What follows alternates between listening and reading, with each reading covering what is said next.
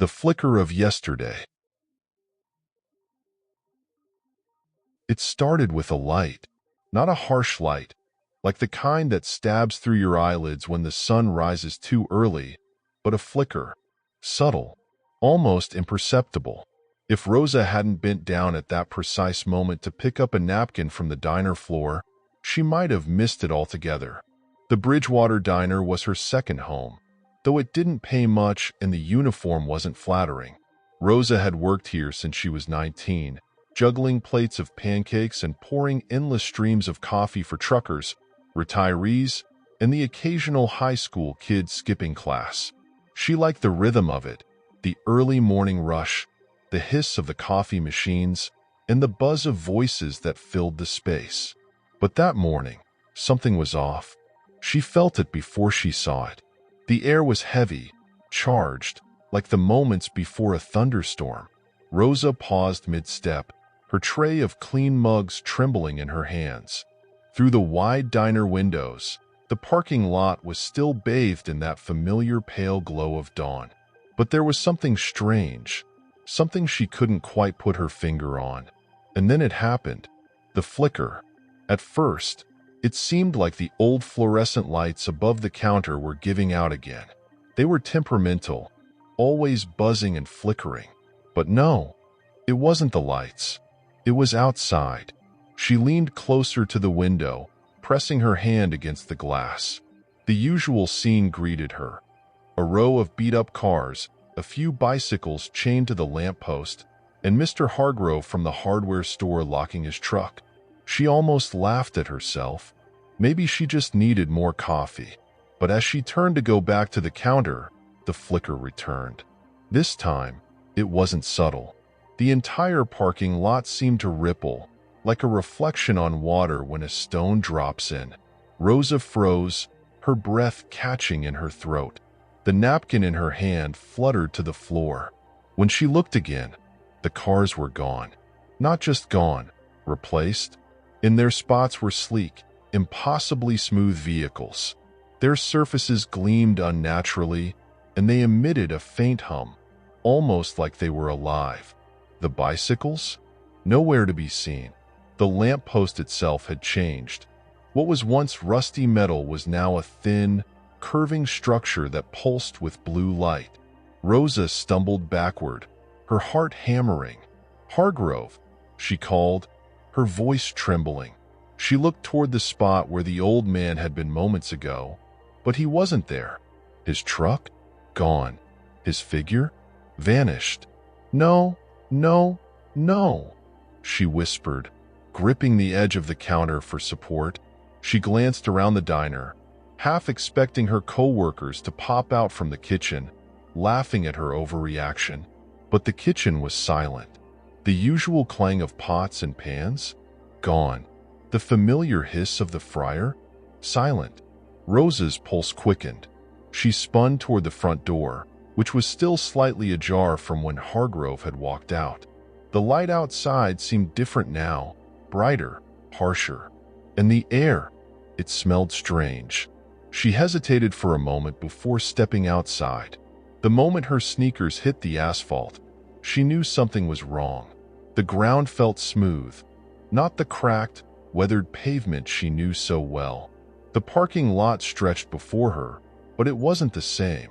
The diner's familiar surroundings, the gas station across the street, the faded billboards advertising local shops, were gone, replaced. In their place stood towering structures of glass and metal, reaching impossibly high into the sky. Lights danced along their surfaces, glowing softly in colors Rosa couldn't quite name. She turned slowly, her eyes wide, taking in the scene. Delivery drones zipped through the air above her, their mechanical whirs piercing the eerie silence. "What is this?" she whispered, her voice swallowed by the vastness of it all. She stumbled forward, clutching her apron like it was a lifeline. The diner behind her still looked the same, small, brick, with its peeling paint and neon sign flickering faintly. It was the only thing that hadn't changed. But everything else. A soft hum caught her attention. She turned toward the source, her breath hitching. One of the sleek vehicles in the parking lot began to move, but it wasn't like any car she'd ever seen. It glided silently, without wheels, hovering a few inches above the ground. Rosa took a step back, her heart pounding so hard she thought it might burst. The vehicle's windows were dark, reflective, and she couldn't see who or what was inside. "Hello," she called, her voice shaky. "Is anyone there?" No answer. The hum grew louder, and the vehicle began to approach her, its movements smooth and deliberate. Rosa panicked, turning to run back into the diner. But as she reached for the door handle, the light flickered again. For a moment, everything went dark, and then silence. Rosa blinked, her hands trembling as she clutched the door. Slowly, she turned to look behind her. The parking lot was empty. No vehicles, no drones, no strange, glowing lights. Just the cracked asphalt and the row of beat-up cars she had known for years. She let out a shaky breath, her chest heaving. "It's okay," she whispered to herself, trying to steady her nerves. "You're just tired. It's been a long morning. That's all." But even as she stepped back into the diner, her mind raced. She couldn't shake the image of the glowing buildings, the hovering cars, the eerie silence of it all. And deep down, she knew something had changed. Rosa couldn't stop shaking.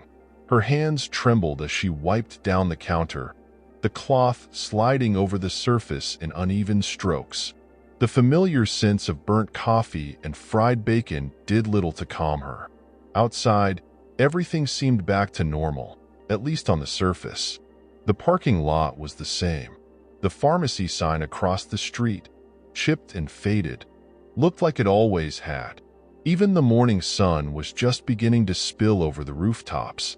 But Rosa couldn't shake the feeling that the world had cracked, just slightly. Every time she looked out the window, her chest tightened. She expected the flicker to return, the world to shimmer and twist into that strange, impossible version of itself. But it didn't. Not yet. The diner's bell jingled, signaling a new customer. Rosa jumped, the cloth slipping from her hands. She turned quickly, her heart still racing, and forced a smile. It was just Tom, one of her regulars. He wore the same faded baseball cap and weathered jacket he always did, a faint smell of motor oil trailing behind him. "Mornin', Rosa," he said, sliding into his usual booth. "Morning," she managed to reply, her voice unsteady. Tom didn't notice. He pulled out the menu, even though he always ordered the same thing, 2 eggs, over easy, with a side of toast and black coffee. Rosa poured his coffee with trembling hands, her mind racing. She wanted to tell him about the flicker, the cars, the buildings. But how could she? He'd think she was crazy. The bell jingled again, and Rosa flinched. This time, it was Cindy, her coworker, walking in and tying her apron around her waist. "You look like you've seen a ghost," Cindy said, giving her a curious glance. "Did you notice anything weird this morning?" Rosa asked, her voice low. Cindy raised an eyebrow. "Weird how?" Rosa hesitated. She didn't know how to explain it without sounding insane. "Never mind," she muttered, turning back to the counter. The rest of the morning passed in a blur. Rosa went through the motions, taking orders, pouring coffee, and pretending everything was fine. But her mind was elsewhere. It wasn't until her shift ended and she stepped outside that the unease returned. The parking lot was the same. The town was the same. But something about the air felt different. Rosa's gaze wandered to the pharmacy sign across the street. It flickered, just for a moment. Her breath caught. She crossed the street quickly, her sneakers slapping against the pavement. The sign wasn't just flickering. It was changing. For a split second, the faded letters of Bridgewater Pharmacy dissolved into sleek, glowing text. "Neo Farm, your future delivered." What the hell? Rosa whispered, stepping back. The sign returned to normal just as quickly as it had changed. Rosa stared at it, her heart racing. She glanced around, but no one else seemed to notice. People walked by, heads down, absorbed in their phones. Rosa turned and hurried down the street, her footsteps echoing in the quiet morning. She didn't know where she was going. She just needed to move, to think. But the farther she walked, the more out of place she felt. The town she had known her entire life felt wrong. The buildings seemed taller, the streets wider. Even the sky looked different, brighter, with streaks of faintly glowing clouds that she had never noticed before. And then she saw it. At the edge of town, where the old factory used to be, stood a building she had never seen before. It was sleek and silver, its surface reflecting the sunlight like a mirror. Above the entrance, glowing letters spelled out, "The Chrono Institute, shaping time, securing futures." Rosa's stomach dropped. She didn't know what the Chrono Institute was, but something deep in her gut told her it was connected to the flicker, to the strange changes she had seen. She hesitated, her feet rooted to the pavement. She should turn back, go home, pretend none of this was happening, but she couldn't. Rosa took a deep breath and stepped toward the building. Rosa stood at the entrance of the Chrono Institute, her feet rooted to the ground. The building was a monolith of smooth silver, stretching high into a sky that now seemed endlessly vast. The letters above the door, "Shaping time, securing futures," glowed faintly, their light pulsating in a rhythm that made her uneasy, like the beating of some enormous, unseen heart. Her instincts screamed at her to turn back, but her feet moved forward. Each step toward the glass doors felt heavier than the last. Inside, the air was cool, sterile. The floors gleamed like polished ice, and the walls were lined with panels that displayed shifting images, maps, faces, graphs she couldn't understand. The faint hum of machines filled the space, punctuated occasionally by soft, disembodied voices issuing instructions she couldn't quite hear. Rosa's fingers brushed her apron pocket, where she still kept her diner's notepad, a small tether to her old life. She had no idea what she was looking for, only that she had to keep moving. Ahead of her, a reception desk appeared, or at least, that's what she assumed it was. It was a sleek, floating slab of glass, glowing faintly from within. No one was sitting behind it. Instead, a shimmering hologram of a woman materialized, her features sharp and symmetrical, her eyes unnervingly bright. "Welcome to the Chrono Institute," the hologram said, her voice smooth and melodic. "Please state your purpose." Rosa froze. Her mouth felt dry. I don't know," she stammered. The hologram tilted its head, as though it were studying her. "Scanning temporal signature," it said. "Wait, what? No, stop." Rosa took a step back, but it was too late. A faint beam of light swept over her body, starting at her feet and moving upward. "Temporal anomaly detected," the hologram announced. "Designation: out-of-phase subject. Please proceed to intake for processing." Rosa's stomach dropped. "Processing? What does that mean?" she demanded. But the hologram didn't answer. Instead, a door to her right slid open soundlessly, revealing a long, dimly lit hallway. Rosa hesitated, but the sound of footsteps behind her forced her to move. She didn't look back. The hallway was unnervingly quiet. The walls seemed to hum softly, and as she walked, small panels lit up, displaying snippets of information. Subject 4582, reintegrated into primary timeline. Subject 7810, temporal stabilization complete. Subject 2231, chronological recalibration pending. Rosa's pulse quickened. The words didn't make sense, but the ominous tone of them was unmistakable. She reached the end of the hallway, where another door slid open, revealing a massive, circular room. The space was filled with people, or at least, they looked like people. They moved with a precision that felt unnatural, their expressions blank, their eyes glowing faintly. Rose's heart pounded as she stepped into the room, her sneakers squeaking against the floor. At the center of the room stood a large, cylindrical device, its surface covered in glowing symbols that shifted and pulsed like living things. Rose's breath hitched as she noticed the rows of monitors lining the walls. Each screen displayed a different person, men, women, children, all of them frozen in place, their faces etched with fear. Rose's legs nearly gave out beneath her. "What is this place?" she whispered. "It's a containment system," a voice said behind her. Rosa spun around, her fists clenched. A man stood there, dressed in a sleek black uniform. His face was sharp, his eyes cold and calculating. "You're not supposed to be here," he said, his tone devoid of emotion. "What do you mean? I don't even know how I got here."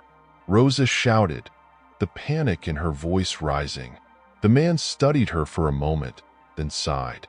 "You're a temporal anomaly. You've been displaced from your original timeline. It happens occasionally. Glitches in the system." "System?" Rosa repeated, her voice trembling. The man gestured to the cylindrical device at the center of the room. "Time isn't natural anymore. It's controlled, monitored, adjusted. The Institute ensures the timeline stays stable." Rosa stared at him, her mind reeling. "You're saying you control time? That's insane." The man's expression didn't change. "What's insane is letting time run unchecked. Without intervention, it would unravel completely. People like you, anomalies, are disruptions. You don't belong." "I didn't ask for this." Rosa snapped, her fear giving way to anger. "No one does," the man replied flatly. He stepped closer, his gaze piercing. "But it doesn't matter. You have two choices, reintegration or erasure." Rosa's blood ran cold. "Erasure," she echoed, barely able to form the word. The man didn't answer. Instead, he gestured to one of the monitors. Rosa's heart sank as she recognized the face on the screen. It was hers. The image flickered for a moment, then changed. It was her, but older. She was sitting in a small room, her expression blank, her movements robotic. Rosa felt sick. "What is this?" she demanded. "Reintegration," the man said. "Your memories, your individuality, gone. You'll become part of the system, maintaining the timeline." Rosa took a step back, her mind racing. "And the other option?" she asked, though she already knew the answer. "Erasure," the man said simply. "You'll cease to exist. Completely." Rosa's chest tightened. The room seemed to close in around her, the walls pressing in, the hum of the machines growing louder. She couldn't think, couldn't breathe. "There has to be another way," she said, her voice barely above a whisper. "There isn't," the man replied. Rosa's eyes darted to the cylindrical device. The symbols on its surface pulsed faster, almost as if they were alive. And then, she made her decision. With a burst of adrenaline, Rosa turned and ran. "Stop!" the man shouted, but she didn't look back. She didn't know where she was going, only that she had to get away. The hallway stretched endlessly before her, the walls shifting and changing as she ran. The air grew colder, the hum of the machines louder. And then, she saw it, a door marked exit. She threw herself against it, her heart pounding, her breath ragged. The door gave way, and she stumbled forward into blinding light. For a moment, she couldn't see. The light was too bright, the air too thin. And then, darkness. Rosa opened her eyes to darkness. Not the oppressive blackness of a void, but a dim, hazy light that slowly began to take shape. Her ears rang, a faint hum pressing against her skull like a migraine that wouldn't fade. She gasped, her chest heaving as her senses returned. Her hands fumbled against the ground, cold, hard, and unfamiliar. As her vision cleared, she realized she wasn't outside. She wasn't even back in the diner. She was somewhere else. The walls around her pulsed faintly, a soft, bluish light traveling through veins of circuitry embedded in the metallic surface. The air smelled sterile, like the sharp scent of ozone after a lightning storm. She tried to stand, but her legs wobbled, her muscles weak and unresponsive. Somewhere in the distance, she heard voices, faint, echoing, as though they were coming from underwater. Subject 913. Temporal displacement successful. Stabilization complete. Preparing for reintegration. Her heart sank. Reintegration. The word echoed in her mind, and panic surged through her veins. She scrambled to her feet, her eyes darting around the room. There were no doors, no windows, just smooth, metallic walls that seemed to curve endlessly into the shadows. "Let me out!" she shouted, her voice cracking. She pounded on the nearest wall, her fists aching with each strike. The voices didn't respond. Instead, a soft glow appeared in front of her, and a figure stepped forward, not a person, but another hologram. This one was different from the receptionist at the Chrono Institute. It was taller, its features sharper, its eyes glowing a brilliant white. Subject 913. The hologram said in a calm, measured tone, "You are in a secure stabilization chamber. Please remain calm." "Calm?" Rosa snapped, her voice shaking. "You kidnapped me. You're trying to erase me." The hologram tilted its head, its glowing eyes narrowing slightly. "Your presence in the timeline has created an imbalance. Reintegration is the most efficient solution." "I didn't create anything," Rosa shouted. "I didn't ask for this. I was just living my life." The hologram's expression didn't change. "Your existence is an anomaly. You were displaced due to a temporal synchronization error. The system must be corrected." Rosa's mind raced. She didn't understand half of what the hologram was saying, but she knew one thing. She wasn't about to let them take her memories, her identity, her life. "There has to be another way," she said, her voice trembling. "Alternative protocols are not recommended," the hologram replied. However, it paused, its head tilting again, as though it were considering something. "There is a secondary option. Temporal exile." Rosa's breath hitched. "Exile? You will be removed from the current timeline and placed in a parallel temporal stream," the hologram explained. "You will no longer exist within this reality. You will not be able to return." Her chest tightened. The thought of being erased terrified her, but the idea of being exiled, ripped away from everything and everyone she had ever known, was just as horrifying. "And if I refuse?" she asked, her voice barely above a whisper. "Erasure will proceed," the hologram said, its tone unyielding. Rosa closed her eyes, her mind spinning. She thought of the diner, of the familiar faces that had been her world for so long. She thought of the flicker, the strange future she had glimpsed, and the man at the Chrono Institute who had looked at her like she was nothing more than a glitch to be corrected. She thought of her mother, who had always told her to fight for what mattered. And then, she made her choice. "I'll take the exile," she said, her voice firm. The hologram's glowing eyes flickered briefly. "Acknowledged. Temporal exile protocol initiating." The floor beneath Rosa's feet began to vibrate. The walls around her pulsed with light, growing brighter and brighter until they were blinding. The hum in the air grew louder, rising to a piercing shriek that made her ears ring. She clutched her apron, her fingers digging into the fabric as the light consumed her. And then, everything went still. When Rosa opened her eyes again, she was standing in a field. The sky above her was vast and blue, streaked with wisps of white clouds. The air smelled fresh, tinged with the scent of wildflowers and earth. For a moment, she simply stood there, her chest rising and falling as she tried to catch her breath. The world around her was quiet, peaceful, but it was not her world. In the distance, she saw a small village, quaint, with cobblestone streets and wooden houses that looked like they belonged in another century. People moved about, dressed in simple, old-fashioned clothing.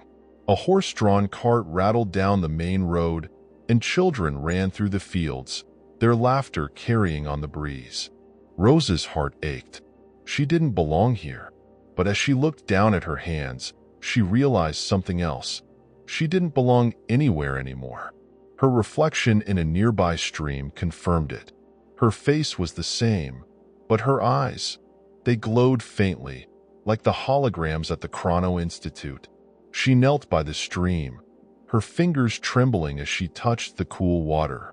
The surface rippled, and for a brief moment, she thought she saw something, a flicker of her old life. The diner, the parking lot, the faces of her coworkers. But it was gone as quickly as it appeared. Rosa stood and took a deep breath. This was her life now. She didn't know what this place was, or what the future, or the past, held for her. But as the sun set behind the distant hills, casting the world in hues of gold and orange, she made a silent promise to herself. She would survive, no matter what.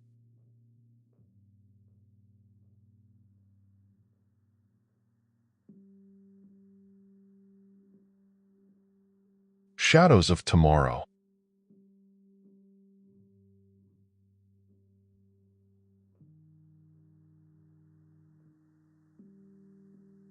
It started with a clock, not a grand clock in a tower or a family heirloom on a mantelpiece, but a cheap plastic wall clock ticking away in the corner of a classroom. Diego Alvarez spent his days teaching history at Brighton High School. His life was simple, predictable, too predictable, some would say. He loved his job, though. Watching students groan through lessons about the American Revolution or the Cold War felt oddly rewarding. But on that Thursday morning in September, everything changed. Diego stood at the front of the class, gesturing toward the whiteboard, where he had scribbled a timeline of World War II. His students slouched in their desks, half listening as they doodled in notebooks or tapped on their phones under their desks. "All right," he said, clapping his hands to get their attention. "Here's a question. What event do historians consider the turning point of the war?" A few hands went up, though most of the class avoided eye contact. "Anyone?" Diego prompted. Before he could call on anyone, a loud pop filled the air. The clock in the corner had stopped. Diego turned, frowning. The second hand twitched violently, jerking back and forth like it was stuck in a loop. The ticking sound grew louder, sharper, until it filled the room like static. "Mr. Alvarez?" one of the students said, her voice trembling. Diego opened his mouth to respond, but before he could, the room went dark. Not just dark, black. Total, suffocating darkness. For a moment, there was nothing. No sound, no light, no sensation. And then, the light returned. But it wasn't the classroom anymore. Diego blinked, his heart pounding. He was standing in the middle of a street. No, not just any street. Brighton's main street. But it wasn't right. The buildings were taller, sleeker, their surfaces made of smooth metal and glowing glass. Neon signs floated in the air, advertising companies and products he didn't recognize. A massive billboard flickered above him, displaying the words, "Futurescape." Redefining what's possible. Diego's chest tightened. He turned in a slow circle, trying to make sense of what he was seeing. The familiar landmarks of Brighton were gone. The old movie theater was now a towering complex with holographic advertisements. The diner he visited every Friday night had been replaced by a sleek cafe with a line of robots serving drinks to customers. The air hummed with the sound of drones buzzing overhead, their sleek frames glinting in the sunlight. People walked past him, their faces glowing faintly from screens embedded in their clothing or glasses. Diego's heart pounded. "This isn't real," he whispered to himself, but it was real. He didn't know how he knew, but he felt it in his gut. This wasn't a dream or a hallucination. This was the future. As he stumbled down the street, his mind racing, he noticed something even stranger. The people around him didn't seem to notice him. They moved past him without a glance, their expressions distant, almost vacant. Diego stopped in front of a storefront, where a holographic display played a news broadcast. "Today marks the 10th anniversary of the synchronization event," the anchor said, her voice smooth and emotionless. "Thanks to the Temporal Alignment Initiative, humanity now lives in perfect harmony with the flow of time. All anomalies have been neutralized, ensuring the stability of our collective future." Diego's stomach churned. Anomalies. He looked down at his hands, which were trembling. His wedding ring caught the sunlight, a faint reminder of the life he had left behind. "Mr. Alvarez?" The voice startled him. He turned quickly, his eyes scanning the street, but no one was there. "Mr. Alvarez?" the voice repeated, louder this time. It wasn't coming from the street. It was coming from inside his head. Diego staggered back, clutching his temples. The voice was familiar, soft, with a faint edge of concern. It was one of his students. "Mr. Alvarez, can you hear me?" His breath caught. "Hannah," he whispered. "Thank God," the voice said. "We've been trying to reach you. You're out of sync." "Out of sync," Diego repeated, his voice shaking. "Yes," Hannah said, "but it's not your fault. The clock. Something happened when it broke. It created a ripple." "A ripple?" "A tear in time," Hannah explained. "You're not in the future, Mr. Alvarez.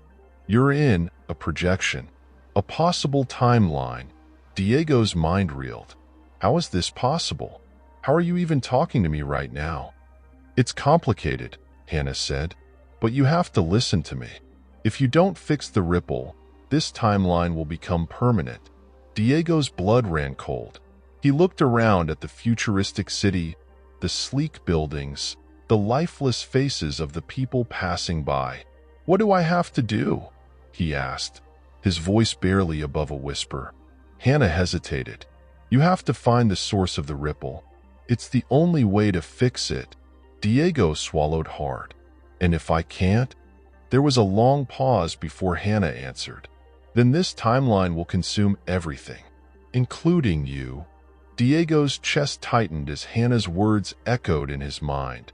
He looked around at the towering buildings, the hovering drones, the lifeless people shuffling past. Every breath felt heavier, like the air itself was pushing back against him. "What does the source look like?" he asked aloud, unsure if Hannah could still hear him.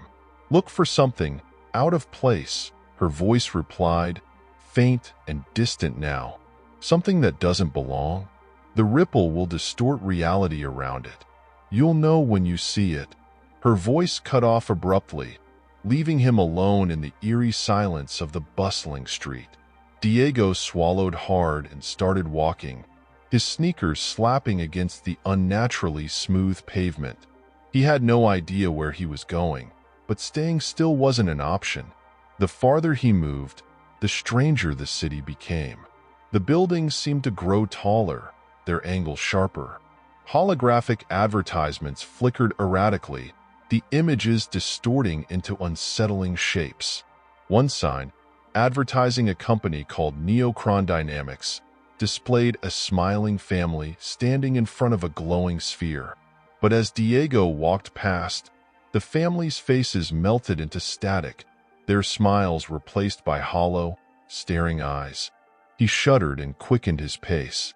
The people around him weren't much better. Their movements were robotic, their faces expressionless. Occasionally, one would stop and turn to look at him, their glowing eyes narrowing as though they could see something he couldn't. Diego avoided their gaze, his heart pounding. He didn't know if they were real people or something else. As he rounded a corner, he spotted a narrow alleyway between two towering buildings.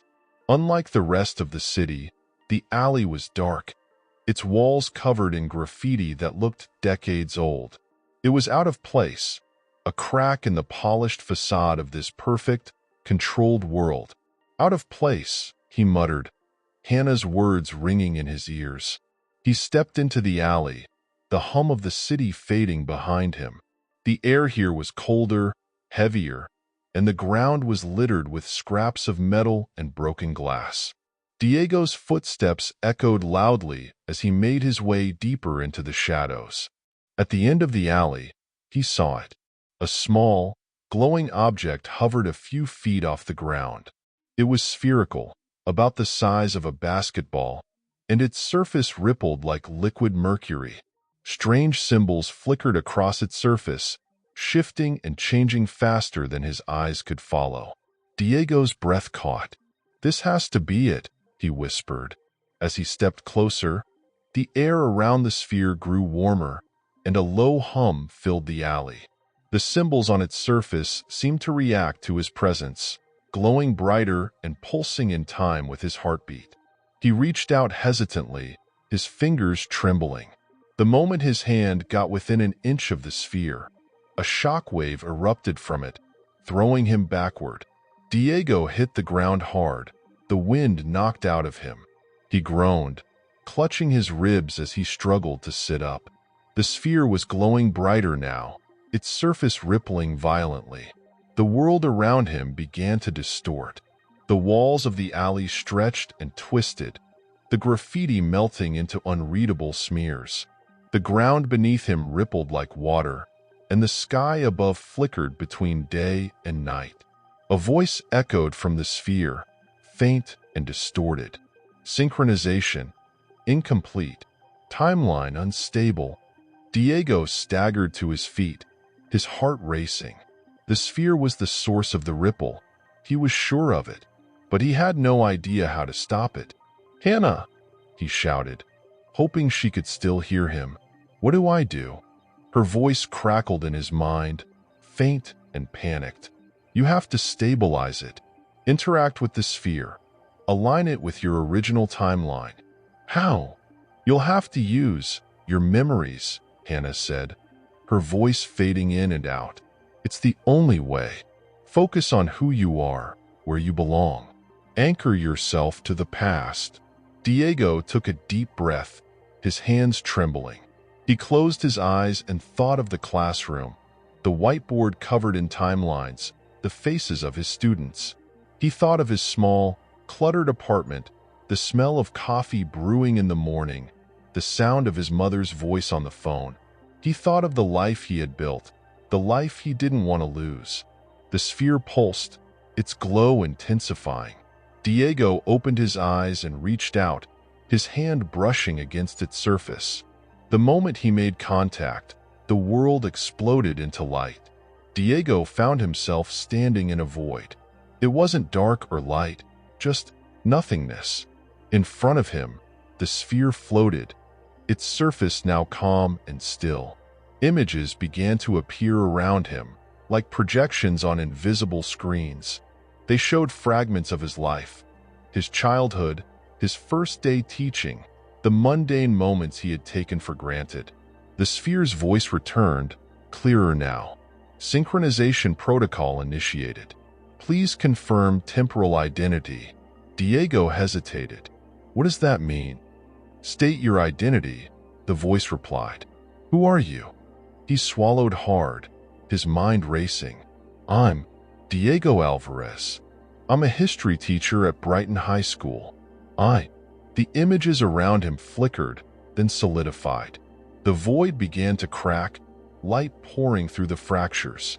Diego felt the ground shift beneath him, and the sphere's voice grew fainter. Synchronization. Successful. The light consumed him, and then Diego gasped as he stumbled forward, his feet landing on solid ground. The light faded, replaced by a dull gray haze that clung to the air like smoke. He blinked, his eyes adjusting to the dim surroundings, and realized he was no longer in the sleek, futuristic city, or the void where the sphere had transported him. Instead, he was standing in the middle of a barren wasteland. The ground was cracked and dry, stretching endlessly in all directions. Jagged, skeletal structures jutted out of the earth, half-collapsed buildings, rusted vehicles, remnants of a world long gone. The sky above was a murky swirl of gray and orange, with no sign of a sun or stars. Diego turned in a slow circle, his heart pounding. "What is this?" he muttered to himself. The sound of footsteps behind him made him whirl around. A figure emerged from the haze, walking toward him with slow, deliberate steps. It was Hannah, but it wasn't the Hannah he remembered. Her face was pale, her eyes sunken and shadowed. She wore tattered clothes that looked decades old, and her hair was streaked with ash. When she spoke, her voice was hoarse and strained. "You made it," she said, her lips curling into a faint, bittersweet smile. Diego's chest tightened. "Hannah, is it really you?" She nodded, though the sadness in her eyes made him uneasy. "It's me, or what's left of me. What's going on? Where am I?" Diego asked, his voice rising with panic. Hannah gestured to the desolate landscape around them. "This is what happens when the timeline collapses. When reality fractures beyond repair." Diego's stomach dropped. This is because of the ripple?" "It's part of it," Hannah said. "But the ripple didn't start with you. It started with them." She pointed to the horizon, where a massive structure loomed in the distance. Diego squinted, his breath catching as he took in the sight. The structure was enormous, its jagged spires twisting into the sky like claws. It pulsed with a sickly green light, and the air around it shimmered with heat. Even from this distance, Diego could feel the weight of its presence pressing down on him. "What is that?" he whispered. Hannah's expression hardened. "The chrononexus. It's the heart of the timeline, the place where everything converges. It was built to control time, to stabilize reality. But something went wrong. The people who created it got greedy. They started manipulating the timeline for their own gain, rewriting history to suit their needs." Diego's mind reeled. "So they're the reason for the ripple? For all of this?" Hannah nodded. "The ripple was a side effect of their tampering. They've been rewriting time so much that it's starting to unravel. And every time they erase an anomaly or force a reintegration, they make it worse." Diego felt a surge of anger. "Then why drag me into this? I didn't ask for any of this." "You were caught in the crossfire," Hannah said, her voice softening. "But now, you're part of it, and you're the only one who can stop it." "Me?" Diego shook his head. "I'm just a history teacher.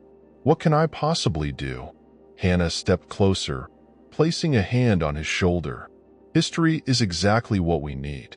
You understand the past, the cause and effect of events. The Nexus is rewriting it all, erasing the foundation of what makes us, us. If you don't stop them, this wasteland will become permanent." Diego stared at her, his mind racing. He wanted to scream, to run, to wake up and find himself back in his classroom. But deep down, he knew she was right. "What do I have to do?" he asked, his voice steady despite the fear gripping him. Hannah nodded toward the Nexus. "You have to go inside. Find the core and shut it down." Diego frowned. "How do I even get close to that thing? It looks like it's miles away." Hannah reached into her pocket and pulled out a small, metallic device. It was circular, with glowing symbols etched into its surface. "This will get you there," she said, pressing it into his hand. "But once you're inside, you'll be on your own." Diego stared at the device, its glow reflecting in his wide eyes. "And what happens if I fail?" Hannah's silence was answer enough. Diego took a deep breath, his fingers tightening around the device. "Okay," he said, his voice resolute. "Let's do this." The journey to the Chrono Nexus was a blur. The device Hannah had given him seemed to bend space itself, propelling him across the wasteland in a matter of minutes. One moment he was standing beside her, and the next, he was at the base of the Nexus, staring up at its towering spires. The air around the structure buzzed with energy, and Diego could feel the heat radiating from it, searing his skin. As he stepped forward, a voice echoed in his mind, calm, mechanical, and deeply unsettling. "Unauthorized presence detected. Initiating containment protocols." The ground beneath his feet trembled, and the air shimmered as figures began to materialize around him. They looked human at first, but as they stepped closer, Diego saw the truth. They were machines, humanoid constructs with glowing eyes and jagged, metallic limbs. Their movements were unnaturally smooth, their heads tilting as they regarded him with cold, calculated precision. Diego's heart pounded as the constructs advanced. He had no weapons, no plan, just the burning determination to see this through. He gritted his teeth, clutching the device Hannah had given him. "You're not stopping me," he muttered. With a burst of courage, he ran straight toward the Nexus, the constructs closing in around him. The base of the Nexus was a swirling mass of heat and light, its jagged spires emitting an eerie green glow that pulsed like a heartbeat. Diego's chest burned with every breath, the air thick with a metallic tang that clung to his throat. Behind him, the constructs closed in, their footsteps pounding against the ground in perfect rhythm. He could feel the vibration through the soles of his shoes, each step a reminder that time was running out. "Focus, Diego," he muttered to himself, gripping the small device Hannah had given him. Its faint glow flickered in his hand, as if it were alive, responding to the chaos around him. Ahead, a massive archway loomed at the base of the Nexus, its surface rippling like water. The words Chrono Nexus, Core Access were etched above it, glowing faintly in the dim light. Diego's legs burned as he sprinted toward the entrance, his heart pounding in his chest. The constructs were just behind him now. He could hear their mechanical whirring, their cold, lifeless voices issuing commands. Target identified. Containment imminent. As he reached the archway, the ground beneath him shifted, the surface rippling like liquid. Diego stumbled, nearly losing his footing, but the glow of the device in his hand flared, stabilizing the space around him. The constructs hesitated, their movements faltering. Diego glanced back, his breath catching as he saw them frozen in place, their limbs twitching erratically. The device was protecting him, at least for now. Without wasting another second, he stepped through the archway. Inside, the Nexus was a labyrinth of glowing corridors, each one pulsing with light that seemed to respond to his presence. The walls were smooth and seamless, the air buzzing with a low hum that vibrated in his bones. Diego felt like he was walking through a living organism, the entire structure pulsating and shifting around him. At the center of it all, a massive, spherical chamber awaited. The walls of the chamber were lined with screens, each one displaying fragments of history, moments from the past, the present, and the future. Diego saw wars being fought, cities being built, and faces he didn't recognize flickering across the screens. At the center of the chamber, suspended in midair, was the core of the Nexus. It was a massive, crystalline structure, its surface shimmering with an otherworldly light. Tendrils of energy snaked out from it, connecting to the walls and screens, feeding the entire structure with raw temporal power. Diego's breath hitched.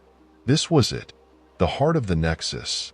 As he stepped closer, the air around him grew heavier, pressing against his chest like an invisible weight.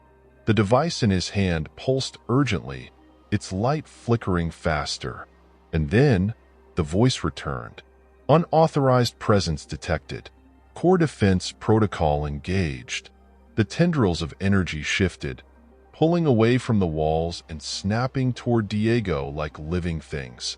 He barely had time to react, throwing himself to the ground as one of the tendrils lashed out, missing him by inches. The room erupted into chaos.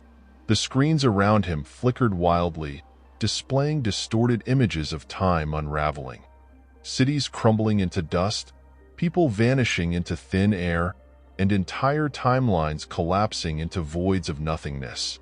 Diego scrambled to his feet, clutching the device tightly. "How do I stop this?" he shouted, his voice drowned out by the roar of the energy around him. The device in his hand flared brighter, its light spreading across the room. Diego watched in awe as the tendrils recoiled, retreating from the light like shadows fleeing the sun. He understood now. The device wasn't just a tool, it was the key. Diego ran toward the core, dodging the tendrils as they lashed out at him.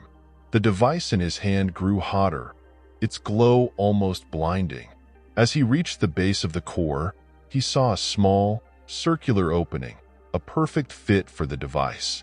Without hesitation, he slammed the device into the opening. The reaction was immediate. The core let out a deafening roar, the light within it flaring brighter than anything Diego had ever seen. The walls of the chamber began to shake, the screens shattering one by one as the energy within the nexus spiraled out of control. Diego stumbled backward, shielding his eyes from the blinding light. The tendrils of energy thrashed wildly, tearing apart the chamber as the core began to collapse in on itself. For a moment, he thought he was going to die. And then silence. Diego opened his eyes slowly, his ears ringing. He was lying on the ground, the air around him still and quiet. He sat up, blinking as his vision cleared. The nexus was gone. The barren wasteland was gone. He was standing in the middle of Brighton's Main Street. But it wasn't the futuristic version he had seen before. This was the Brighton he knew. The old movie theater, the diner, the familiar faces of people he had grown up with. Diego's chest tightened as he realized what had happened. The ripple was gone. The timeline had been restored. Mr. Alvarez? He turned to see Hannah standing a few feet away, her face filled with relief. She looked like the Hannah he remembered, bright-eyed, full of life. "It worked," she said, smiling. "You did it." Diego let out a shaky laugh, his knees buckling as the weight of everything hit him. But as he looked around, a faint sense of unease lingered in the back of his mind. The nexus was gone, but the memory of it remained, a reminder of how fragile time could be.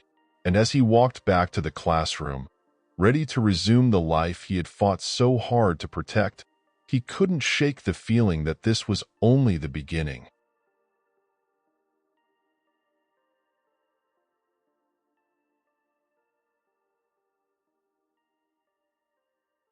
The echoes of yesterday. It began with a radio, one of those vintage models with a wood-paneled casing and dials that clicked satisfyingly when turned. Elena Morales had found it at a yard sale the weekend before, tucked under a pile of old books and mismatched kitchenware. Something about it called to her. The way it looked, like a relic from another time. Elena was a single mother living in Austin, Texas, juggling her job as a mechanic with raising her 7-year-old daughter, Sophia. Their small apartment above the auto shop was cramped but comfortable, filled with the smell of motor oil and freshly brewed coffee. The radio sat on the kitchen counter, a nostalgic centerpiece in an otherwise modern space. Sophia loved playing with it, twisting the knobs and laughing at the crackling static. On a quiet Thursday evening, after putting Sophia to bed, Elena finally had a moment to herself. She poured a cup of coffee, sat at the kitchen table, and reached for the radio. She hadn't had the chance to really test it yet. As she turned the dials, the static, gave way to snippets of music and faint voices, but nothing stuck. She kept twisting, searching for something clear. And then, she heard it, calling all frequencies. Anyone who can hear this, please respond. Elena froze, her fingers hovering over the dial. The voice was faint, crackling with static, but unmistakably human. This is Station Echo 7. If you're receiving this, you're in the affected zone. Time is unstable. Repeat, time is unstable. Her heart skipped a beat. What the hell? She muttered, leaning closer to the radio. The voice continued, growing stronger. Do not attempt to leave your location. Time anomalies detected in Sector 47. Repeat, anomalies detected. Maintain frequency lock. Elena frowned, glancing at the clock on the wall. It was 9:13 p.m., just like it had been 5 minutes ago. She looked back at the radio, her pulse quickening. Echo 7, signing off. The static returned. Elena stared at the radio, her mind racing. What was Echo 7? What did they mean by time anomalies? She reached for the dial to try and find the signal again. But as she did, the room around her seemed to flicker. It wasn't the lights. Those stayed steady. It was everything else. The coffee cup on the table, the chair she was sitting in, even the air itself. For a brief moment, it was as if the entire room had blinked. And then, it was normal again. Elena sat frozen, her hands gripping the edge of the table. She took a shaky breath and looked at the clock again. It was still 9:13 p.m., but the second hand wasn't moving. Okay, she whispered to herself. This isn't real. I'm just tired. She reached for her phone, intending to call her sister, but the screen was frozen. No amount of swiping or tapping did anything. Before she could process what was happening, Sophia's voice called out from the hallway. Mama? Elena turned to see her daughter standing in the doorway, clutching her stuffed rabbit. What's wrong, Mija? Elena asked, trying to keep her voice calm. I heard something, Sophia said, her voice small. Like voices. Elena's stomach twisted. She stood and walked over, kneeling to Sophia's level. What kind of voices? Sophia hesitated, glancing back toward her room. I don't know. They were in the air. Like whispers. Elena's pulse quickened. She scooped Sophia into her arms and carried her back to her room, her eyes darting to every shadow. The room was the same as always. Pink walls, shelves lined with stuffed animals, a nightlight glowing softly in the corner. Stay here, okay? Elena said, tucking Sophia into bed. I'll check it out. Sophia nodded, clutching her rabbit tightly. Elena returned to the kitchen, her heart pounding. The radio was still there, but it was silent now, the static gone. She reached out to turn it off, but the moment her fingers touched the dial, the voice returned. Urgent, disruption imminent, prepare for temporal displacement. Elena yanked her hand back as if the radio had burned her. The room flickered again, stronger this time. The walls seemed to shimmer, the table and chairs vibrating faintly. And then, the voice said something that chilled her to her core. Elena Morales, Sector 47. Prepare for transit. Her blood ran cold. No, she whispered, shaking her head. No, no, no. Before she could finish, the room dissolved around her. When she opened her eyes, she was no longer in her kitchen. She was standing in the middle of a street, but it wasn't Austin. The buildings were unfamiliar, their architecture a mix of styles from different eras. A horse-drawn carriage clattered past her, followed by a sleek, futuristic vehicle hovering a few inches off the ground. The sky above was a swirling canvas of colors, as though the sunrise and sunset were happening at the same time. Elena turned in a slow circle, her heart racing. She wasn't just in another place. She was in another time. Or maybe multiple times at once. Sector 47. Sector 47. The voice from the radio echoed faintly in her mind. growing fainter with each repetition. Elena Morales. She turned sharply, searching for the source of the voice. Standing a few feet away was a man in a dark suit, his face obscured by the shadow of a wide-brimmed hat. "How do you know my name?" Elena demanded, taking a step back. The man didn't move. "Because you don't belong here," he said, his voice low and steady. "You're an anomaly." Elena's stomach churned. "What are you talking about?" "You're in a collapsed timeline," the man said. "And if you want to survive, you're going to have to trust me." Elena stared at the man in the dark suit, her instincts screaming at her to run. But her legs refused to move. His presence felt unreal, like he wasn't entirely tethered to the ground, as though he was part of the strange, fractured world around her. "You expect me to trust you," she said, her voice trembling. The man tilted his head slightly. "You don't have much of a choice, Elena. Time is unraveling, and you're standing at the epicenter. Every second you hesitate makes it worse." She narrowed her eyes, her pulse hammering in her ears. "What's happening to me? To this place?" "This isn't a place," the man said. "It's a fragment, a leftover piece of what used to be. Collapsed timelines don't disappear entirely. They echo, lingering in the cracks of reality. And you," he pointed at her, "are the reason this one is still here." The word struck her like a punch to the gut. "I didn't do anything," she snapped. "I was at home with my daughter. This isn't my fault." "It's not about fault," the man replied, stepping closer. His voice softened, but his tone remained firm. "It's about connection. Something about you is tethered to this timeline. It's holding on because of you, and if we don't fix it, it will drag you, and everyone you care about, down with it." Elena's breath caught. "My daughter, Sophia, is she safe?" The man's expression flickered, a brief hesitation breaking through his calm demeanor. "She's still in your original timeline, but the ripple is growing. If it reaches her—" He trailed off, leaving the rest unsaid. Elena's chest tightened. She thought of Sophia, curled up in her bed, clutching her stuffed rabbit. The thought of her little girl being swept into this nightmare was unbearable. "What do I have to do?" she asked, her voice steady despite the fear gnawing at her. The man's shadowed face seemed to soften. "Follow me." He led her through the fractured streets, where pieces of different timelines clashed together like a broken mosaic. One side of the street looked like 1950s America, complete with soda fountains and classic cars. The other side was a dystopian future, with skeletal skyscrapers and drones hovering ominously overhead.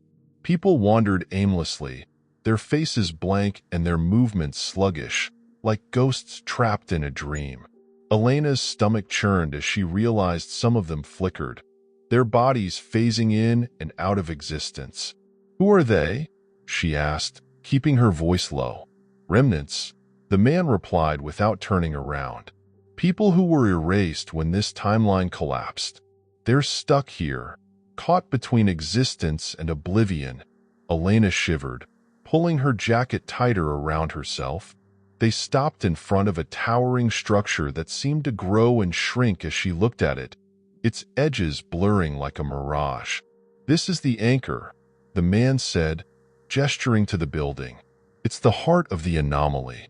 Whatever's tying you to this timeline is inside." Elena hesitated. "And if I go in?"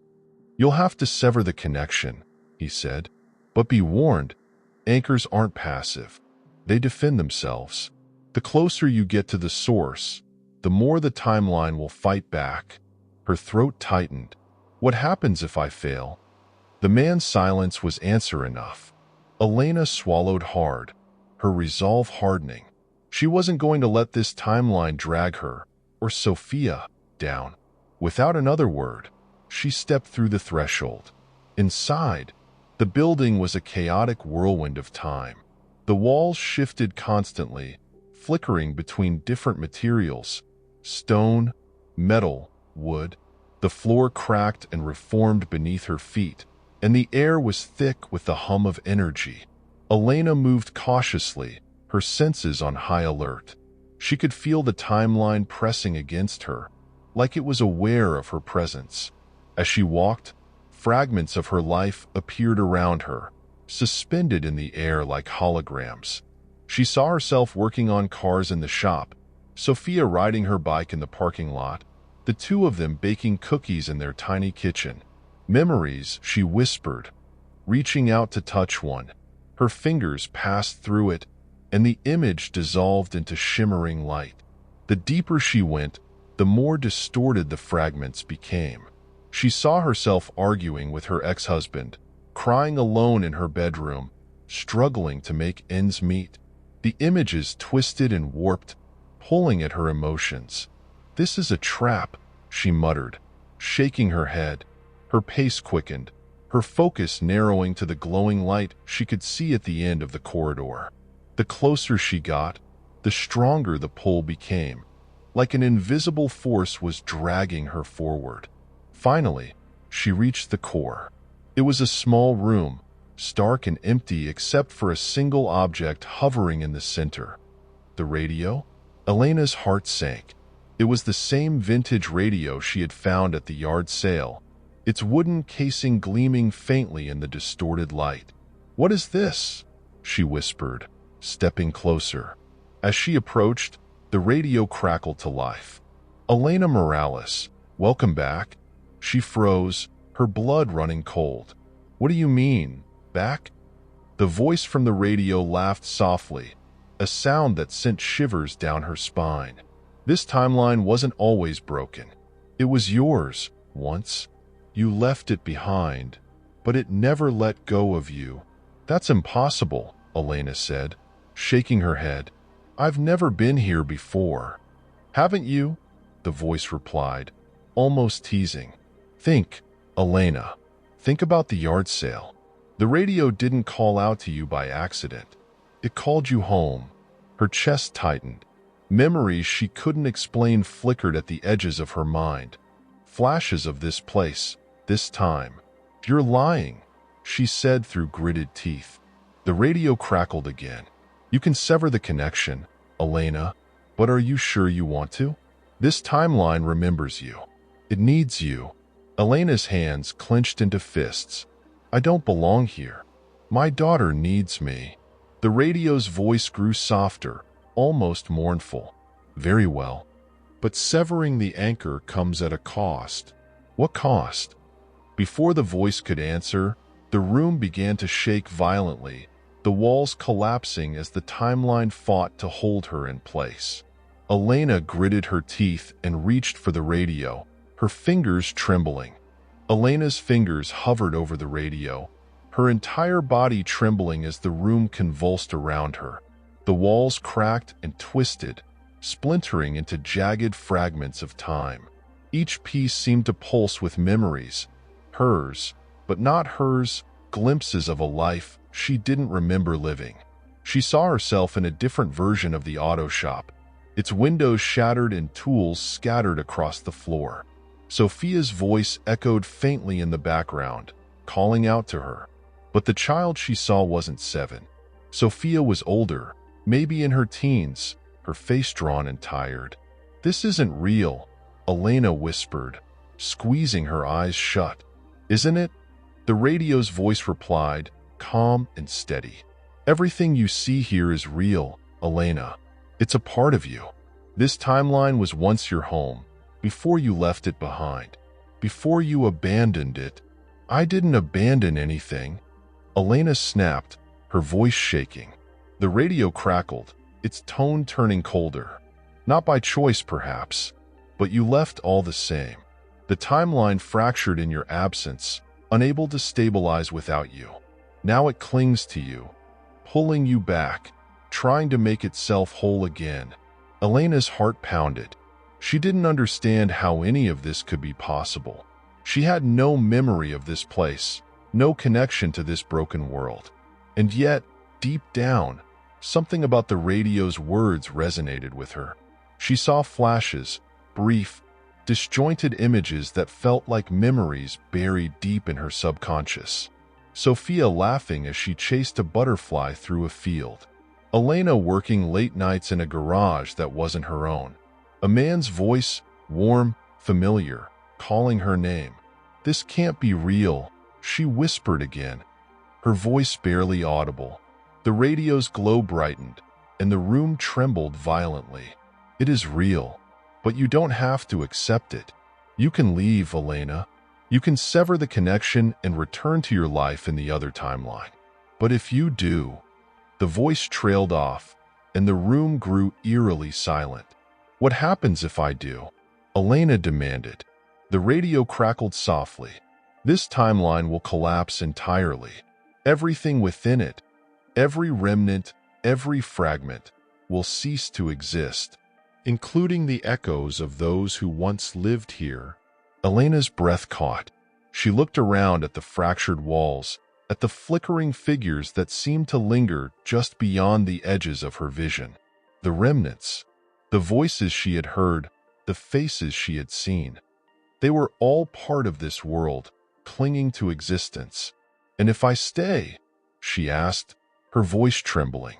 "If you stay," the radio replied, "the timeline will stabilize. It will reshape itself around you, rebuild what was lost. But you will be trapped here, permanently. You will never see your daughter again." Elena's chest tightened. The weight of the choice pressed down on her, suffocating. She thought of Sophia, her bright smile, her tiny hands clutching that stuffed rabbit. She thought of their little apartment, the life they had built together. But she also thought of this place, this broken, crumbling world that seemed to cry out for salvation. Could she really abandon it, knowing what her absence would mean? "You can't save both," the radio said gently, as if reading her thoughts. "You must choose." Elena closed her eyes, tears streaming down her face. Her mind raced, every fiber of her being screaming for a solution, a way to save them all. But deep down, she knew the truth. There was no other way. Her decision was swift, though it felt like it took a lifetime to make. She reached for the radio, her fingers brushing its surface. The glow around it flared brightly, and the room erupted into chaos. The remnants appeared around her, their faces flickering like static. Some looked at her with pleading eyes, while others simply stared, their expressions blank. "Elena," a voice whispered. It wasn't the radio this time. It was Sophia. Elena froze, her heart shattering as she turned to see a figure standing in the doorway. It was Sophia, but not the Sophia she knew. This version of her daughter was older, her eyes filled with sorrow. "Don't leave me, Mama," the girl said, her voice trembling. Elena's knees buckled, and she collapsed to the floor. "Sophia," she whispered, her voice cracking. "I'm here," the girl said, stepping closer. "I've always been here. Please don't leave me again." Elena sobbed, her hands shaking as she reached out to touch her daughter. But the moment her fingers brushed Sophia's cheek, the figure flickered, dissolving into light. "It's not real," Elena whispered to herself. "It's not real." Her resolve hardened. She gritted her teeth, gripping the radio tightly. "I'm sorry," she said, her voice breaking, "but I have to go back." With a final, desperate surge of strength, she twisted the dial on the radio. The light consumed her. When she opened her eyes, she was back in her kitchen. The clock on the wall ticked steadily, and the air smelled faintly of coffee. Sophia's laughter echoed from the living room, where she was playing with her toys. Elena's legs gave out, and she sank to the floor, her chest heaving. She looked at the radio on the counter, now silent and lifeless. The timeline was gone. She had saved her daughter, her world, her life. But the weight of what she had lost pressed heavily on her heart. The memories of the broken timeline lingered in her mind, a haunting reminder of the echoes she had left behind. Elena sat on the floor of her kitchen, her back pressed against the counter, the silence around her deafening. The faint hum of the refrigerator, the ticking of the clock on the wall, and Sophia's laughter from the living room. All the familiar sounds she had fought so hard to protect felt distant, muted. The radio sat on the counter, inert. Its once glowing dials were dull, its wooden casing no longer gleaming with an otherworldly light. It looked like nothing more than an ordinary, broken antique. Elena's chest felt heavy, her breathing shallow as the weight of what she had done settled over her. The timeline was gone. She had severed the anchor, choosing to save Sophia and their life together over the fragmented echoes of a world she didn't fully understand. But as much as she tried to convince herself that she had made the right choice, she couldn't shake the lingering sense of loss. She wiped at her eyes, pushing herself to her feet.